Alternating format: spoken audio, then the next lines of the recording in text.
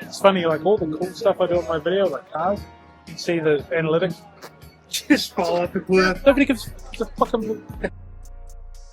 Yeah. Carol Shelby seats. What do you think about it? It's a shit staying slow, bro. It ain't no Camaro.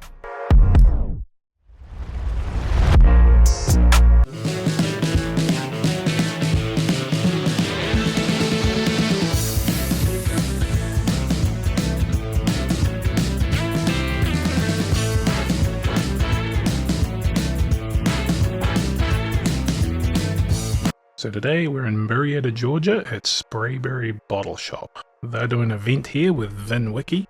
Check out this car. This is Whipple Supercharged GT40. Man, that's gorgeous. So timestamp if you want to just forward to the Bourbon, but there are some amazing cars here, so let's check them out. So the GT40 was a race car produced by Ford to take on Ferrari in the Ford versus Ferrari movie. Great movie. That is not a race car, that is like the road-going version, but not the latest road-going version. Check out this bloody Gone in 60 Seconds Eleanor. Now, I am a Chevy man too, through and through, but I can appreciate a good car, and this thing is gorgeous. This is sort of my idea of perfect car, you know, modern, running gear, plenty of horsepower. It's a shit staying slow, bro. It ain't no Camaro. God bless you, Homer. But I don't know how slow this thing would be. Signed by Carol Shelby there, who was also instrumental in making the GT40, so going full circle here. But that is not the original engine that came in this car. It looks like it has had some work done. Not the original interior. I'm not big on original stuff. I would like old school styling with modern creature comforts, CarPlay, all that good stuff, and modern horsepower. Now, the guy that invited us to the short barrel thing, Buck McAntlison, big Porsche guy, so he is a nice looking Porsche. Don't know everything about Porsches, looks to me like a GT3, sort of their track going road version, or maybe just a car that's been made to look like a GT3, but with the caliber of these cars, I'm going to say it's legit.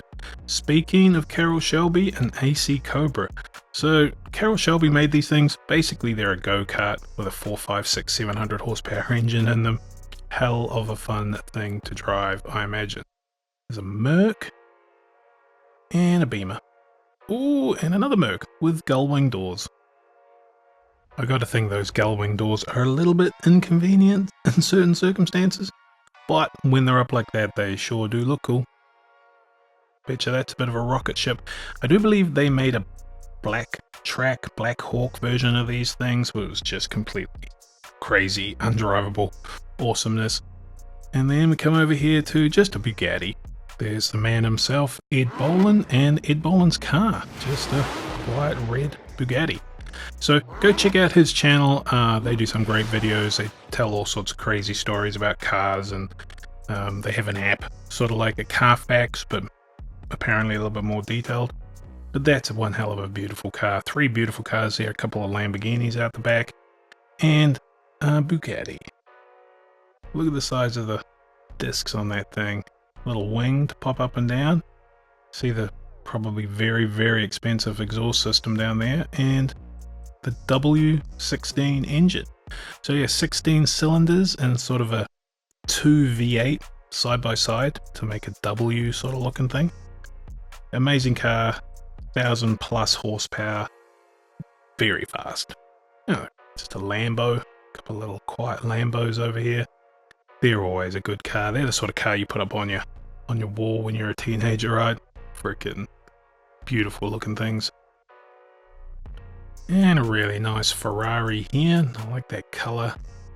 Convertible. A nice little summer car. So anyway, amazing cars, more Porsche. It'll be interesting to see how many people have hung around. I've seen my analytics, and normally when I start talking about anything that isn't bourbon, boom, off a cliff. So hopefully you guys enjoyed that. If you didn't enjoy it, what's wrong with you? And more importantly, hopefully you just skipped to the bourbon. So we'll walk past a few more cars here. Bit of a racer. A shit-stang Cobra, as Homer would have said. But another nice one. Another shit-stang Cobra. Okay, let's get to the bourbon. So this is inside Sprayberry. First there was Unicorn, now there's a Tiger. They did have the A125 batch. The B525 is really good. So this is another really good store, great bourbon collection, lots of different store picks here. So we'll run through them all, but there's some 13th Colony, some different short barrels, Michter's selection. This is where they keep all their store picks. So that short barrel, that's where we were just before, so check out that video. Great, they make great stuff.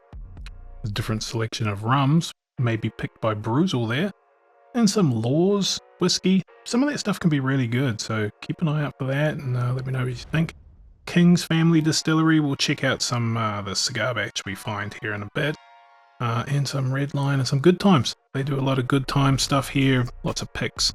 This one is Hawaiian Honey, $109. So it's pretty common price for the Good Time stuff. A lot of very heavily finished things. Very, very delicious, especially if you're into that finished whiskey. Speaking of finished whiskey, well, finished liquor, I suppose, Crown Royal. Scanning through the shelf there, seeing what they've got. There's Homer from Deck Night on the Rocks. Go check that guy out. Great video. Some of the labels didn't really pick up the prices too well, so keep that in mind. Dark Arts, those guys are making some great stuff. I really want to go check them out down in Lexington. Almost said Lexingburg, but close enough. Bunch of different Willets and Jeffersons. Very divisive. Some people like them, a lot of people don't. Same sort of thing with Basil Hayden. Not many people like it. And there's a new riff selection. The Balboa Rye gets a lot of hype. I just didn't like it. Come back here, very busy place. So this is the bottle done by Ed Bolian, the Bugatti of Bourbon, done by Fiddler. They make some amazing stuff, man. So we tried this on the drive home. Well, we tried it at some point, let's just say, and it was good. It may not have been like the best thing I've ever had from Fiddler. I do like their Georgian hardwood a little bit better, but pretty cool bottle, and to be done by VinWiki like that, it's pretty cool. What's a 1792? You guys seen a lot of 1792, but like the sweet wheat, the 12-year popping up a lot more places? And what about the Buffalo Trace stuff? Like I've seen a heap of E.H. Taylor, all that stuff, Blanton's. But man, some stuff better, like that Army bottle there from Green River. That was really, really good. And there's some more of the 13th Colony. If they sell that, there's a good chance they will get allocations of some of their special stuff. Something else I saw everywhere, Smoke Hill Barrel Proof. This one was supposed to be like a GTS killer. Now I wouldn't say that, but we put it up against some George T. Staggs, and it wasn't the worst. Wasn't the best George T. Stagg of the lineup, but it also wasn't the worst. So pretty good bottle there, $84. That's the new batch. Oh, I haven't had that one. So here's a few scotches and a couple of bourbons there, but looks like mostly scotch. America. It's a pretty cool little 4th of July pack there from Penelope. What do we got over here? More Elijah Craig. And, ooh, King's Family Distillery Cigar Blend. Now, these guys are up in Pigeon Forge, Tennessee, so they're a very local distillery to me, and they do some freaking amazing stuff. And that cigar blend is definitely one of them. If you see any of the King stuff, give it a go. They do some great finish stuff, and he has sources for some terrific barrels.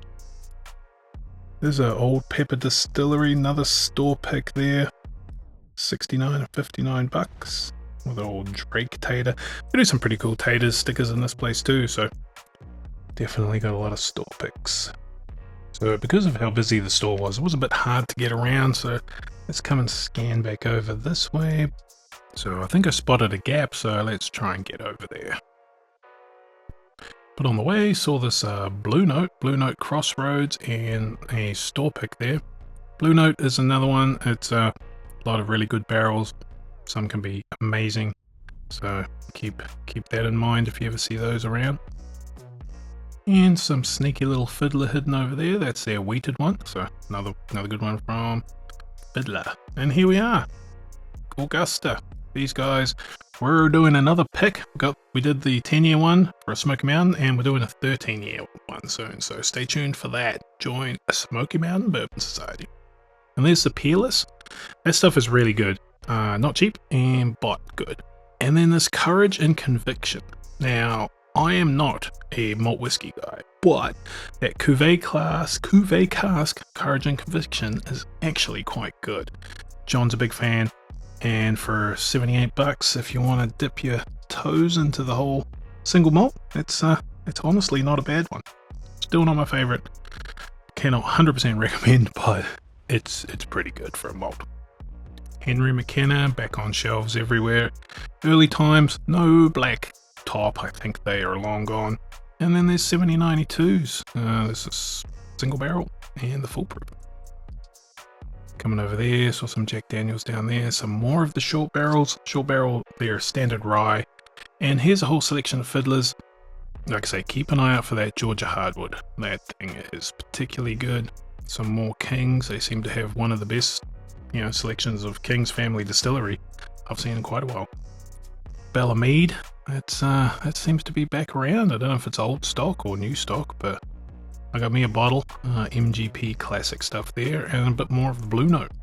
Now coming up here is Sazerac Rye. I have seen that label for the new 100 proof Sazerac Rye. I'm pretty interested to try that out, and hopefully it's at a reasonable price.